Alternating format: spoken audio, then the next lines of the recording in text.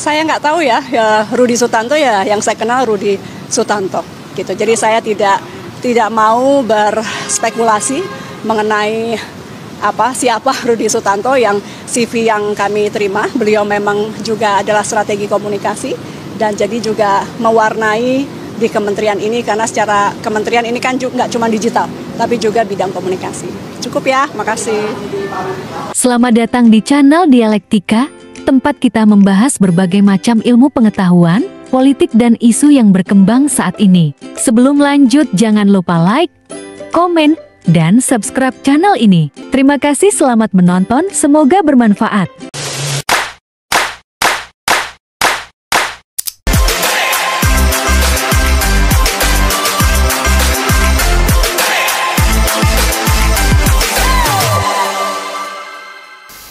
Assalamualaikum warahmatullahi wabarakatuh. Selamat malam, dan saya senang kita bertemu kembali dalam podcast malam ini. Malam ini kita akan membahas sebenarnya secara ringkas tentang satu hal yang sekarang banyak sekali dibicarakan tentang alasan sederhana Menteri Komdigi mengangkat staf khusus bidang komunikasi.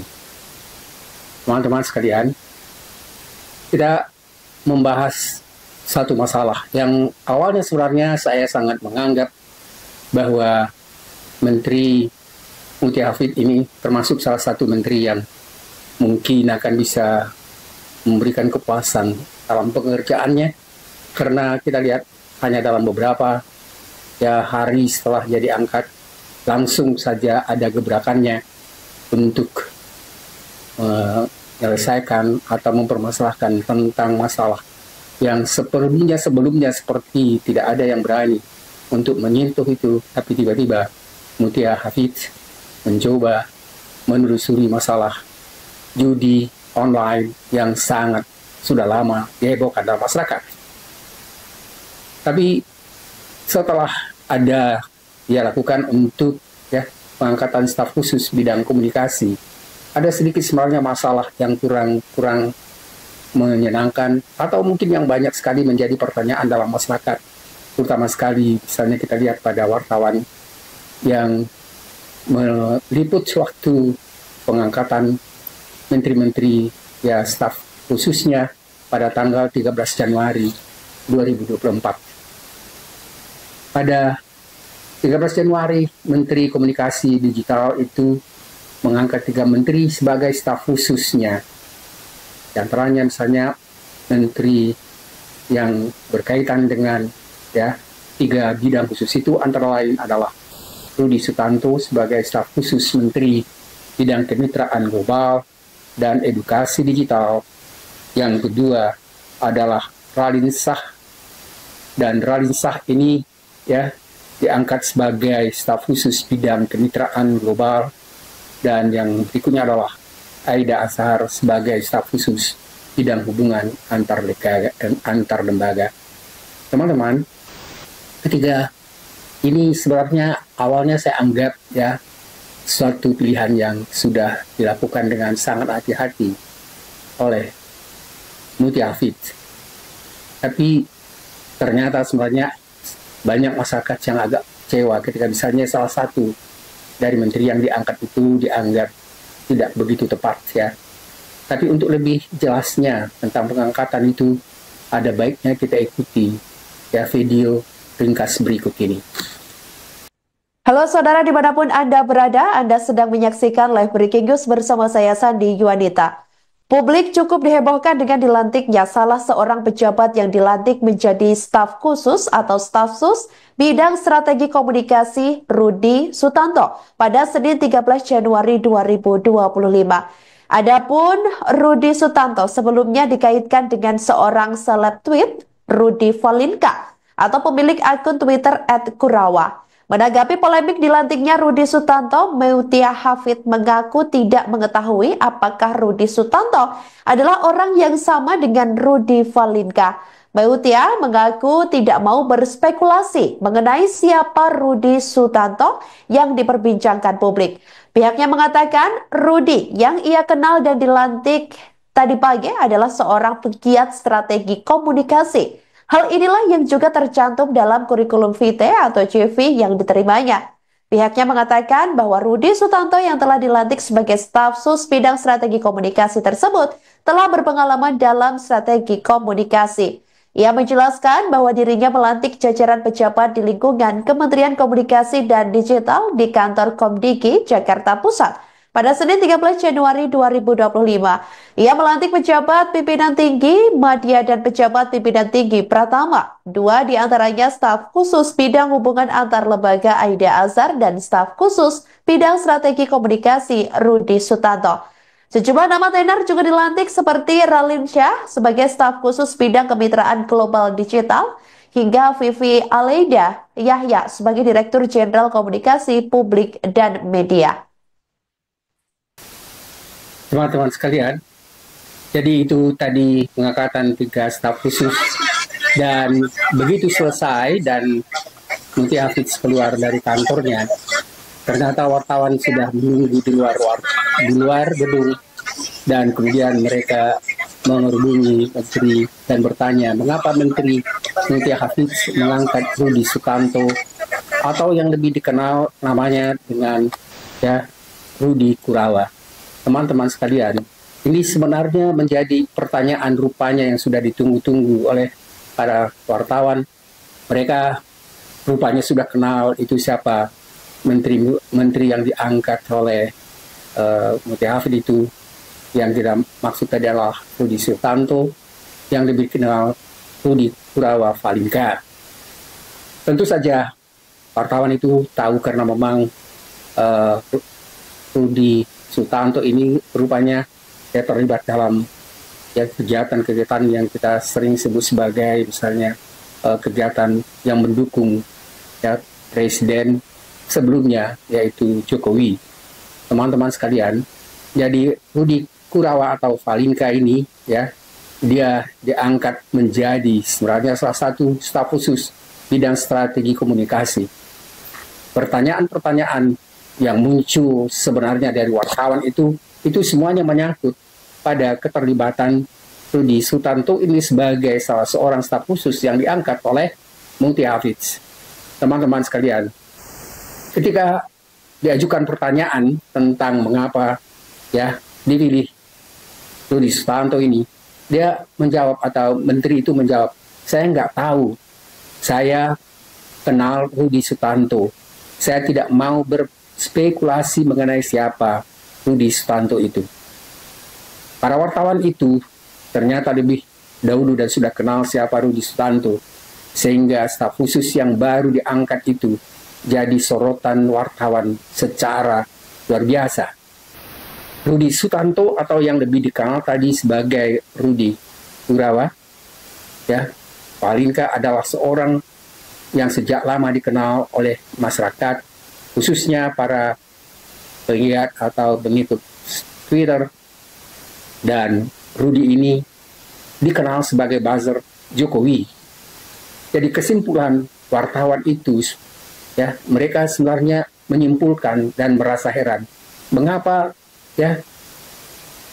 Menteri Hafiz itu, Menteri Kominfo itu tidak memikirkan memilih secara ketat siapa yang harus diangkat menjadi staf khususnya. Teman-teman sekalian, jadi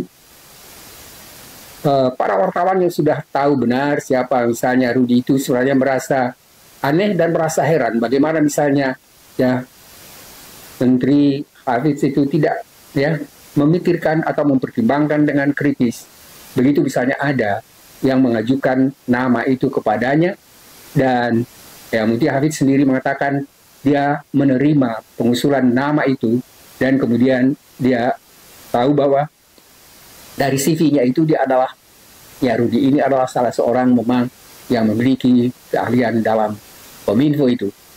Tapi justru saya sempat sebenarnya menelusuri melalui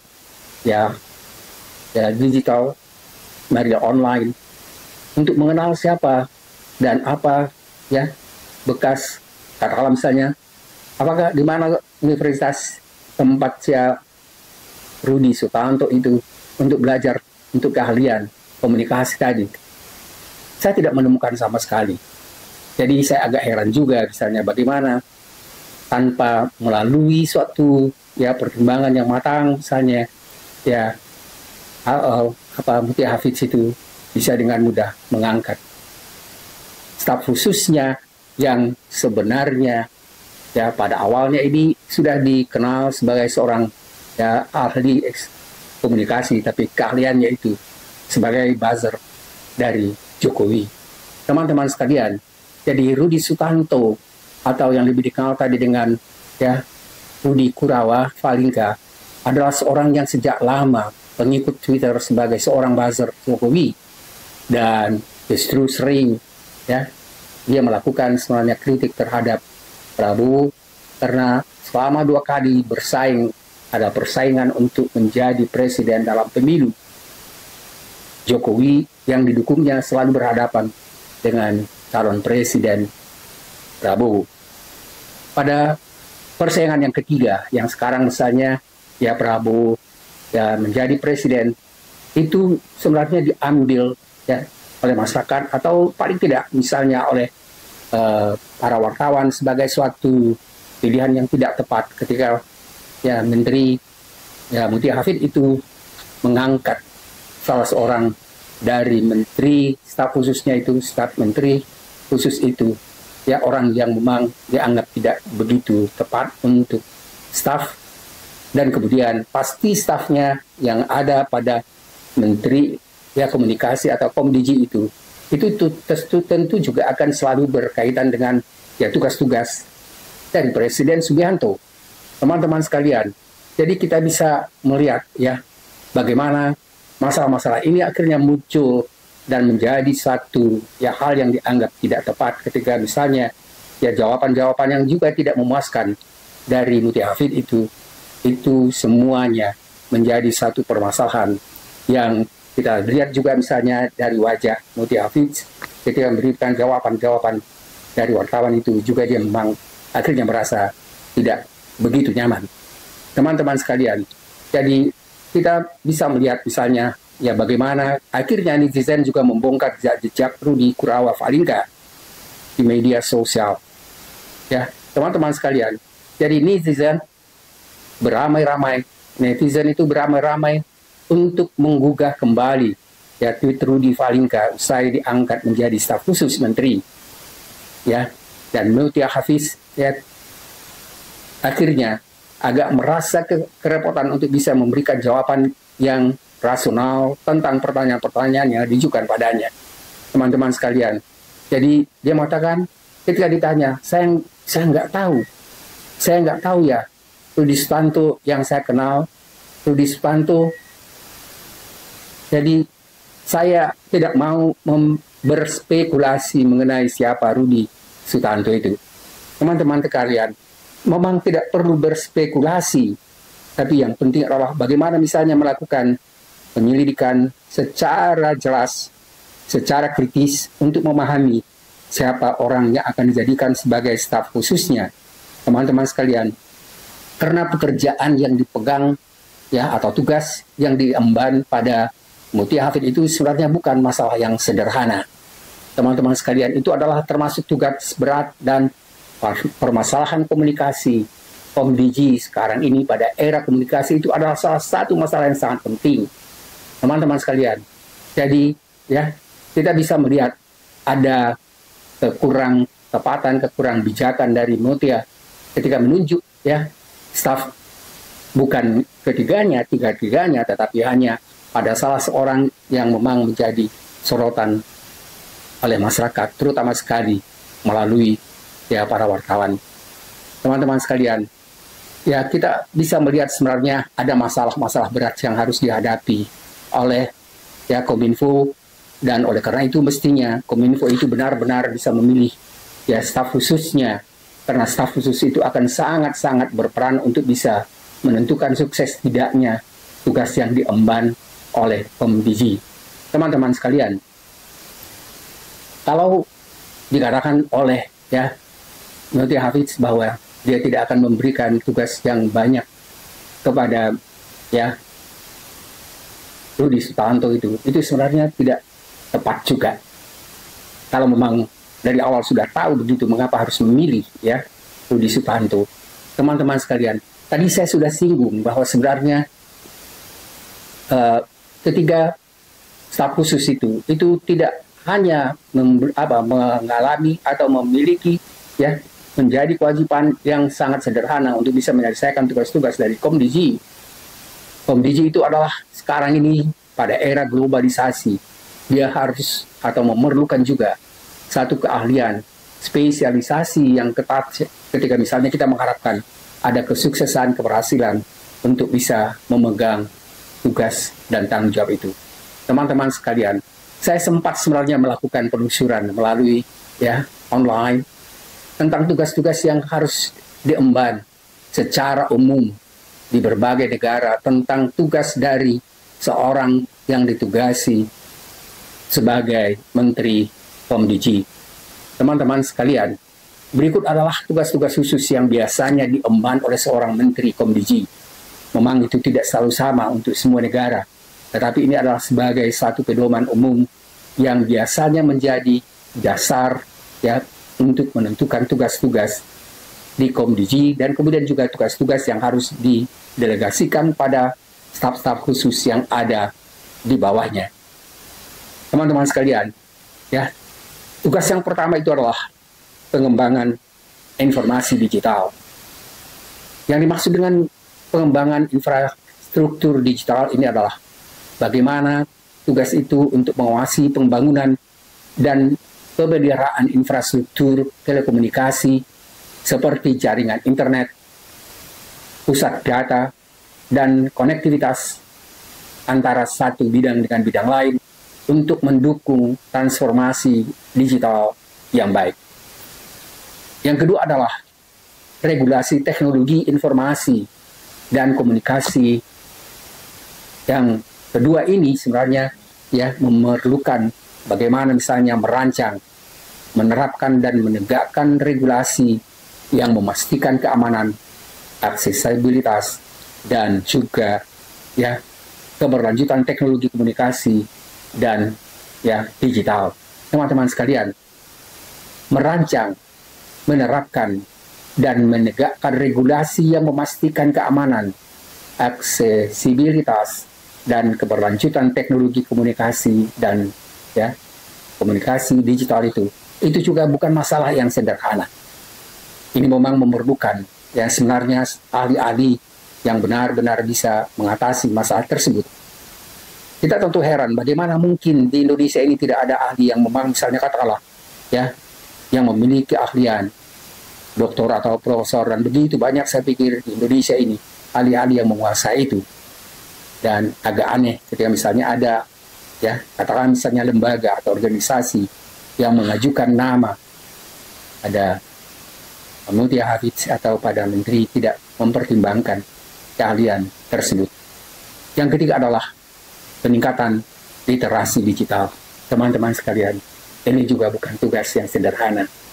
Karena sekarang misalnya di semua sebenarnya mulai dari sekolah-sekolah lanjutan apalagi di perguruan tinggi, yaitu sangat diperlukan peningkatan literasi digital, malah juga untuk masyarakat.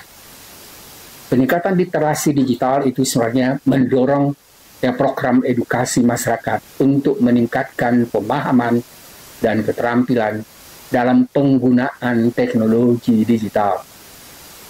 Teman-teman sekalian, ini tugas berat. Coba bayangkan misalnya bagaimana ya upaya untuk bisa membantu orang tua untuk memahami atau apa yang kita sudah di peningkatan literasi digital itu, supaya misalnya bisa melindungi anaknya di rumah untuk tidak ya katakanlah misalnya terbiasa setiap hari kerjanya hanya berkaitan atau menggunakan handphone. Jadi tugas ini termasuk yang berkaitan dengan apa yang kita sebut dengan etika digital. Teman-teman sekalian, etika digital, keamanan cyber, dan perlindungan data itu selalu menjadi masalah yang sangat penting di era sekarang. Dan ketika saya baca semua profesor, doktor yang membicarakan tentang permasalahan ya digital itu selalu membicarakan permasalahan etika digital, keamanan cyber, dan perlindungan data. Teman-teman sekalian, ya Apakah ini bisa dipahami oleh misalnya staf-staf khusus itu dengan baik, atau mungkin masih harus belajar dulu? Teman-teman sekalian, itu yang sebenarnya mungkin yang membuat ya masyarakat, terutama sekali misalnya wartawan, merasa khawatir. Walaupun yang dikemukakan itu hanya, misalnya dikritik itu hanya pada salah satu saja dari 3 staf khusus ini, tetapi itu sudah menunjukkan sebenarnya paling tidak ada keraguan dari masyarakat, dari wartawan, para wartawan untuk ya menunjukkan paling tidak misalnya pada satu yang menjadi atau dipertanyakan oleh wartawan itu. Yang keempat adalah tugas keamanan cyber sebagai ya satu istilah yang sering kita sebut dengan cyber security, keamanan cyber.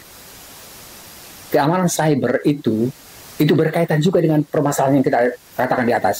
Misalnya dengan peningkatan literasi digital.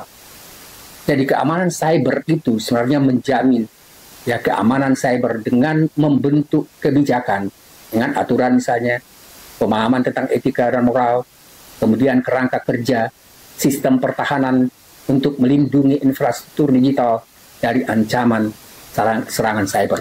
Teman-teman sekalian, sebelumnya ya menteri yang berkaitan dengan komunikasi ini juga sudah sempat diserang, teman-teman sekalian. Jadi keamanan cyber itu memerlukan ahli. Ya, mungkin saja nanti akhirnya ya dicoba dicari di staf masing-masing misalnya memperkuat ya tugas-tugas yang dipercayakan pada staf khusus itu. Tapi itu kan sebenarnya ya tidak juga efektif jadinya, dan itu akan menambah ya pegawai yang akan lebih banyak, sementara kita misalnya ekonomi kita masih menghadapi masalah yang sulit. Yang kelima adalah perlindungan data dan privacy.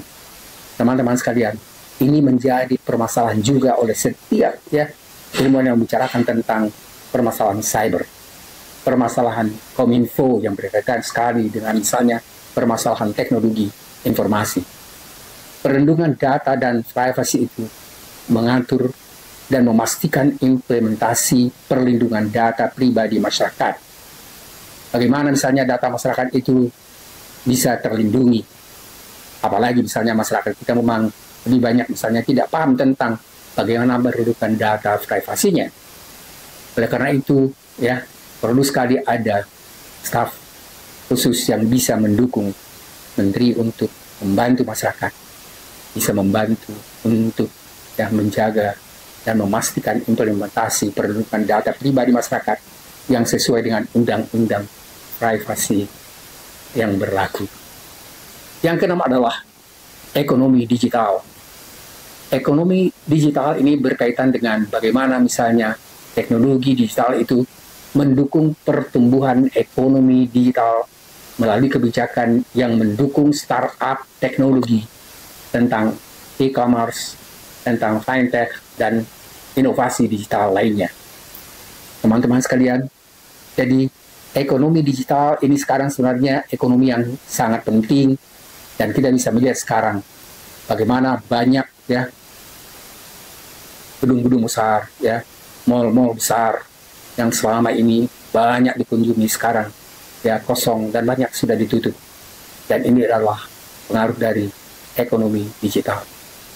Jadi ekonomi digital ini perlu sekali juga menjadi perhatian dari tugas Kominfo yang sekarang lebih kita kenal misalnya dengan Komdigi, dan tugas-tugas ini tentu nanti akan ya dari menteri akan didelegasikan pada staf khusus, dan mungkin staf khusus akan mencari lagi staf yang lebih khusus atau lebih memahami dari mereka sendiri.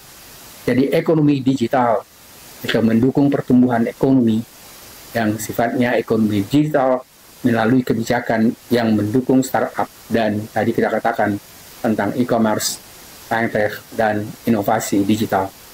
Yang ketujuh adalah tugas yang ketujuh dari Kominfo itu adalah tugas yang ketujuh dari Komdigi adalah pengelolaan media dan informasi. Pada tugas yang ketujuh ini adalah berkaitan dengan mengatur penyebaran informasi melalui media digital untuk memerangi hoax, ya, disinformasi, dan konten berbahaya lainnya, serta memastikan kebebasan berekspresi dan bertanggung jawab bisa, ya, terjadi melalui teknologi informasi itu.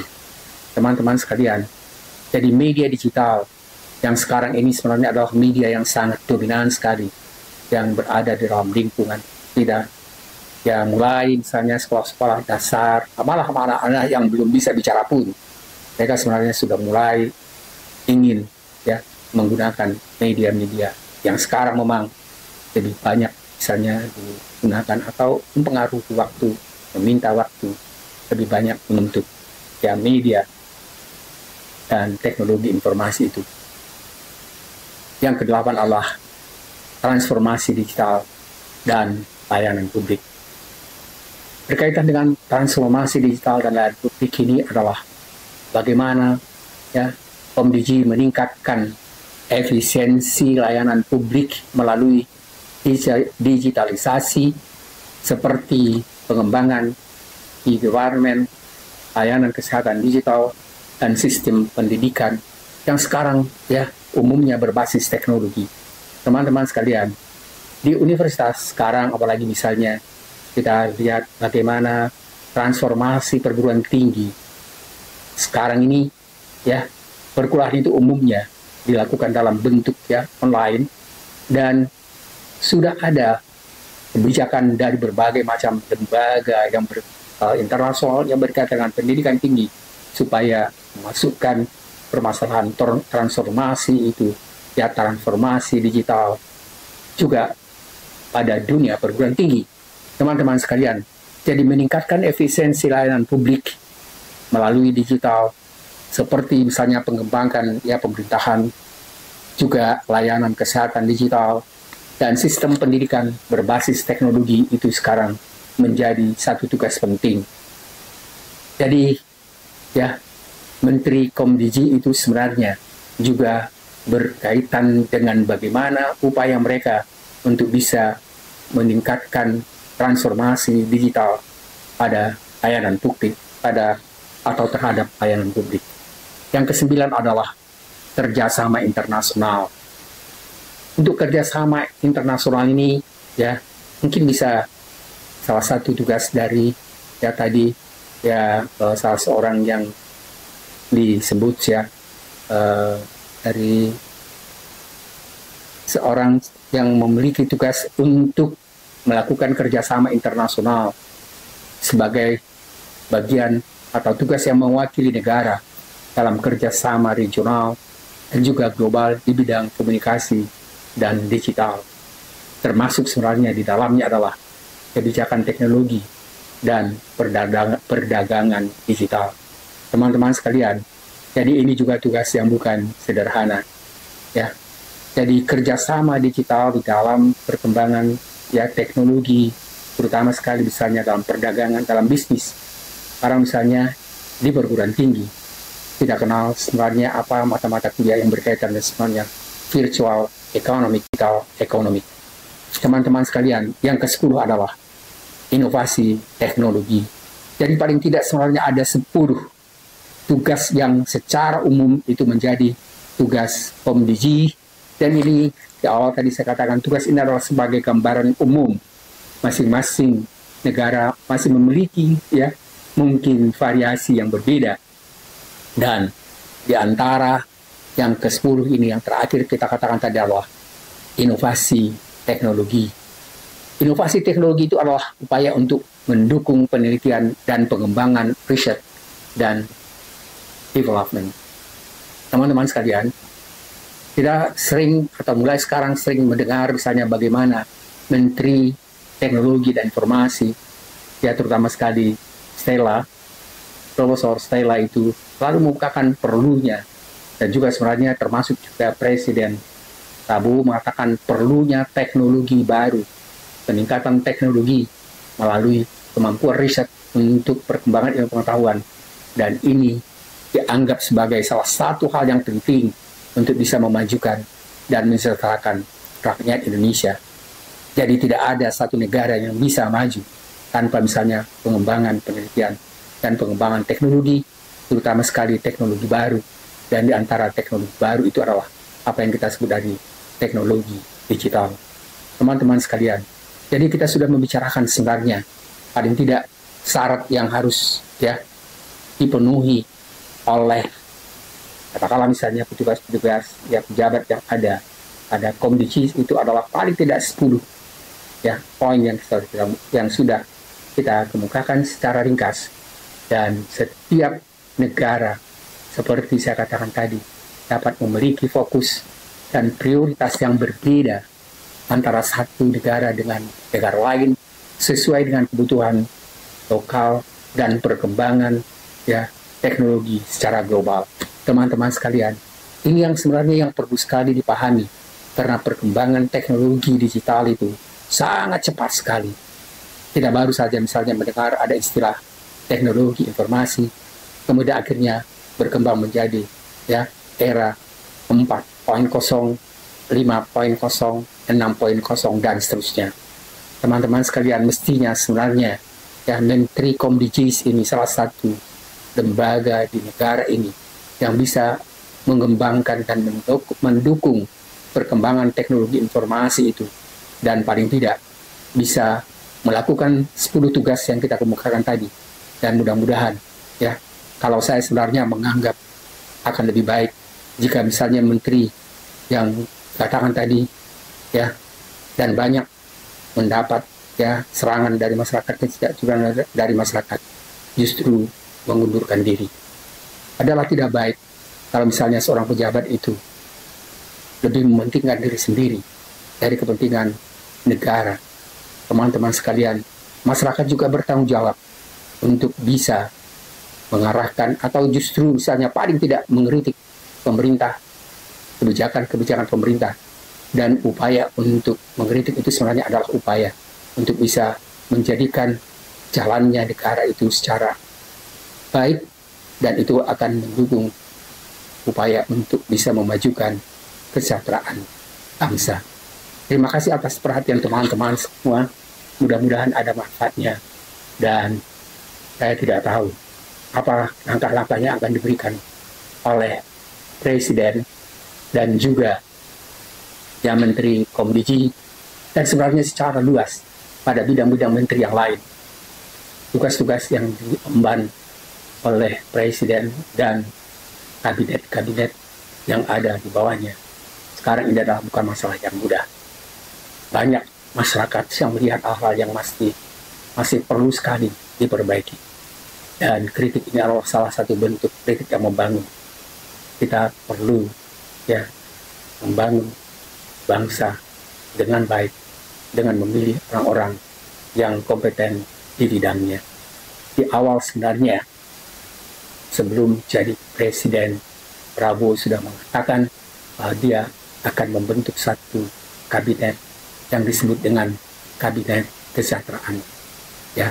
Kabinet Zakon kabinet yang paling tidak sebagian besar orang-orang yang ada dalam kabinet itu dan juga yang ada dalam struktur kabinet memiliki kemampuan yang tinggi untuk bisa mewujudkan cita-cita bangsa.